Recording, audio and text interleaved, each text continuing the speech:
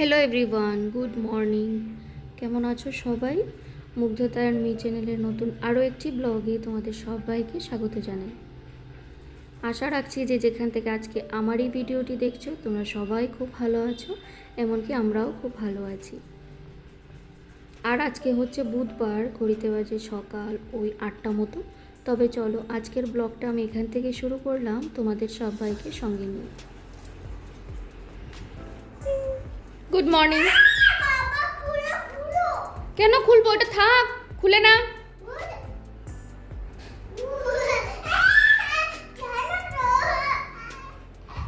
থাকুক, ব্যথা পাবি তো।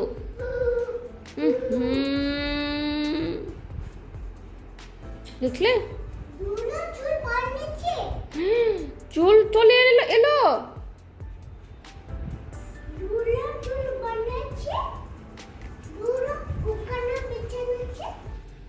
সকালে ঘুম থেকে উঠে সমস্ত আশেপাশে কাজ শেষ, তারপর কিন্তু মামামও আজকে ঘুম থেকে তাড়াতাড়ি উঠে গেছে। আর আজকে কিন্তু মামামের স্কুল বন্ধ, তো তার জন্য ও আজকে তাড়াতাড়ি ঘুম থেকে উঠে গেছে। আর যেদিন স্কুল থাকে ওকে তো ঘুম থেকে তোলানোই যায় না। তো যাই হোক, মাম্মামকে কিন্তু আমি ব্রেকফাস্ট করিয়ে দিয়েছি। আর দেখলে তো কী অবস্থা, মানে চুলটা যে আমি বেঁধে দিয়েছি ও কতক্ষণে খুলবে। তো যাই হোক, এখানে আমি বসিয়ে দিলাম মামামের জন্য একটা অ্যাপেল সেদ্ধ। আর এখন আমি আমার জন্য করে নেব সকালের জলখাবার। আজকে ভাবছি, মানে সকাল থেকে ভাবছিলাম কি বানাবো, তো মাথায় আসলো যে আজকে একটু অন্যরকমভাবে চিড়ের পোলাওটা করব। তো সেটাই আমার মাথায় আসলো যে একটু মানে কম সময়ের মধ্যে কি করা যায়। আর যেহেতু মামাম আজকে বাড়িতে আছে, তো আমার তো সময়ের কাজ সময় আজকে হবে না, তবুও আমি চেষ্টা করছি। আর আজকে দেখছি মাম্মাম মানে কি বলবো, নিজের মতো করেই খেলছে।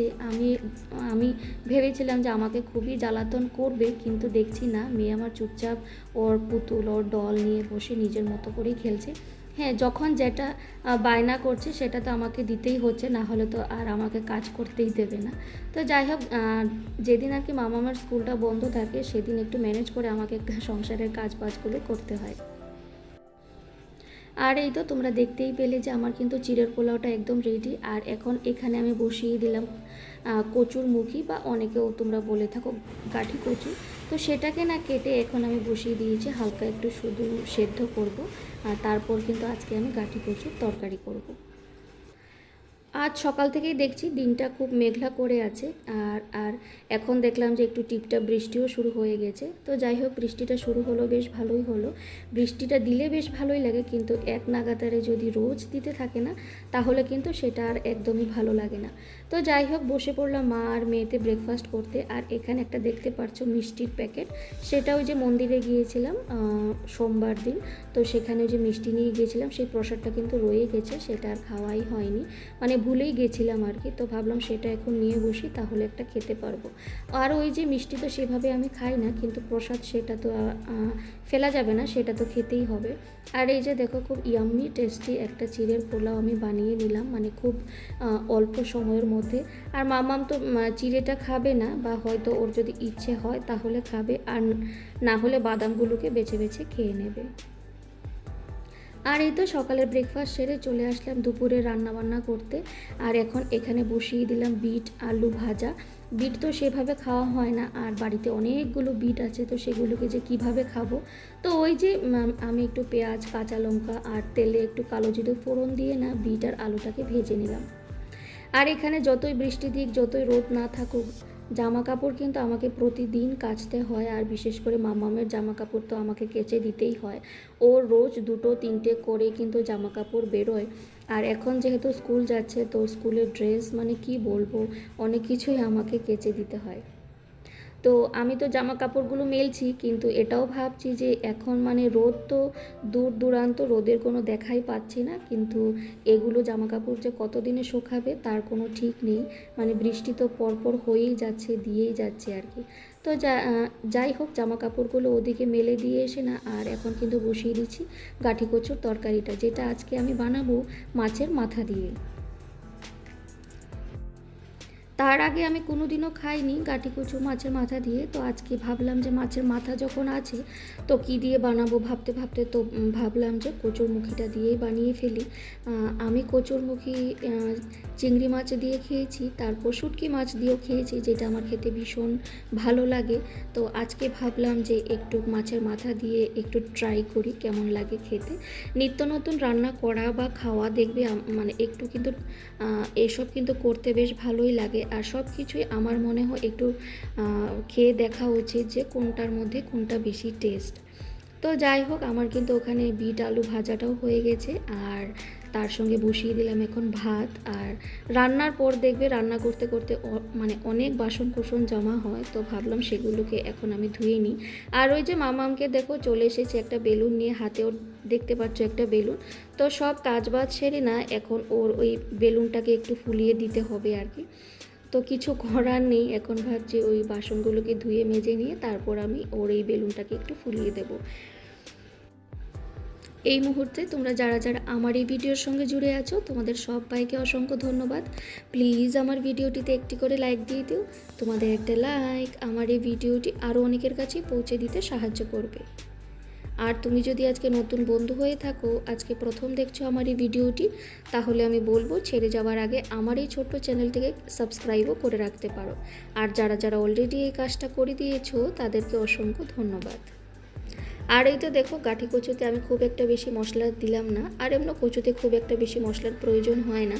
আর যেহেতু মাছের মাথা দিচ্ছি তো তার জন্য আমি পেঁয়াজ রসুন আদা এসব কিছুই কিন্তু দেইনি। ওই একটু জিরে আর একটু লঙ্কার গুঁড়োকে আমি একটু জল দিয়ে রেখেছিলাম, তারপর সেই মশলাটাই কিন্তু দিয়ে দিলাম। আর দেখবে আর আমার মনে হয় যে শুকনো লঙ্কাতে খুব একটা বেশি ঝাল হয় না, তো তার জন্য আমি একটা কি দুটো কাঁচা লঙ্কাও কিন্তু দিয়ে দিয়েছি। আর এই তো দেখো আমার কিন্তু কচুর তরকারিটা একদম রেডি, তো খেয়ে বুঝতে পারবো যে কেমন লাগলো খেতে। তো যাই হোক, রান্নাবান্না কিন্তু আমার অলমোস্ট শেষ, ভাতটা হলেই কিন্তু হয়ে যায়। আর এখন আমি চলে যাব স্নানে। আর আজ যেহেতু মাম্মাম স্কুলে যায়নি আর একটু ঠান্ডা ঠান্ডা ওয়েদার, বৃষ্টিও হচ্ছে, তো ভাবলাম আজকে আমি আর মাম্মামকে স্নান দিচ্ছি না। এমনি এক নাগাতারে যদি বৃষ্টি হতে থাকে না, মাম্মামের কিন্তু একটু সর্দি কাশি হয়ে যায়। তো আর যদি স্কুলে যায় তাহলে তো স্কুল থেকে আসার পর ওকে স্নান দিতেই হয়। তো যাই হোক, দেখো ভাত কিন্তু আমার হয়ে গেছে। আর রান্না করার পর যা যা করতে হয় আর কি, গ্যাসের ওভেন টোভেন মোছা সবগুলোকে আমি মুছে নিলাম। আর এই তো দেখো, চলো আজকে কি কি রান্না করলাম তোমাদের সঙ্গে দেখিয়ে দিই। গরম গরম ধোয়া ওটা ভাত, কচুরমুখী, আর এখানে হচ্ছে উচ্ছে ভাজা, মাছ ভাজা, যেটা আমার মাম্মামের ভীষণ পছন্দ, উচ্ছে ভাজা আর মাছ ভাজা। আর এখানে করলাম ডাল, মুসুর ডাল। আর তার সঙ্গে তো তোমরা দেখতেই পেলে যে বিট আর আলু ভাজা। আর এই তো সব কিন্তু আমার রান্নাবান্না কমপ্লিট। চলে গেছিলাম স্নানে, স্নান করে না পুজোটাও দিয়ে নিয়েছি। আর এখন চলো সব শেষে একটু নিজের যত্ন, নিজের কেয়ার এগুলো একটু করে নিই। আসলে কি বলো তো, একজন পারফেক্ট হাউসওয়াইফ হতে গেলে আমাদের সংসারের কাজের ফাঁকে ফাঁকে কিন্তু নিজের যত্নটাও নেওয়াটা প্রয়োজন, যেটা আমরা সমানভাবে নিতে পারি। বা সবাই আমরা অনেকেই চেষ্টা করি যে সংসারের সাথে সাথে নিজের যত্ন নেওয়া, দুটোকেই কিন্তু একসাথে ব্যালেন্স করে চলা, যেটা আমাদের দরকার। তো যাই হোক, এখানে আমি স্নান করে চলে আসলাম। তারপর যা করতে হয় আর কি, মুখে একটু ক্রিম দেওয়া, একটু সিঁদুর পরা, চুলটাকে একটু সুন্দর করে বাঁধা, যাতে একটু সংসারের সারাদিনের কাজের ফাঁকে না নিজেকেও যাতে একটু দেখতে সুন্দর লাগে, ভালো লাগে, সেটাই আমি সবসময় চেষ্টা করি। কিন্তু সবসময় তো করা মানে হয় না আর কি। তো যাই হোক, মাঝে মধ্যে কিন্তু এগুলো নিজের জন্য একটু করতে হয়, যাতে নিজের মনটা খুব ভালো থাকে। আর দেখবে আমরা যদি ভালো থাকি, সুস্থ থাকি, তাহলেই কিন্তু আমরা সবাইকে ভালো রাখতে পারবো। আর এই তো দেখো, আমি কিন্তু সেজেগুজে একদম রেডি হয়ে গেছি স্নানের পর যা যা করতে হয় আর কি। আর এখন আমি চলে এসেছি মাম্মামের জন্য দুপুরের ভাতটাকে বেড়ে নেব। আসলে কি বলো তো বন্ধুরা, প্রতিদিন একঘেয়েমি সংসারের কাজ করতে করতে না নিজের মধ্যেও দেখবে একটা ক্লান্তিবোধ চলে আসে। তো সেটাকে মেটানোর জন্য তুমি একটু নিজের মতো করে সাজুগুজু, একটু নিজের মতো করে চলো, তাহলেই দেখবে কিন্তু অনেকটা ভালো লাগে, অনেকটাই মাইন্ডটা ফ্রেশ হয়ে যাবে। তো চলো, মাম্মাকে এখন আমি খাইয়ে দেবো। আর আজকের মতো এখানেই বিদায় নিচ্ছি, টাটা।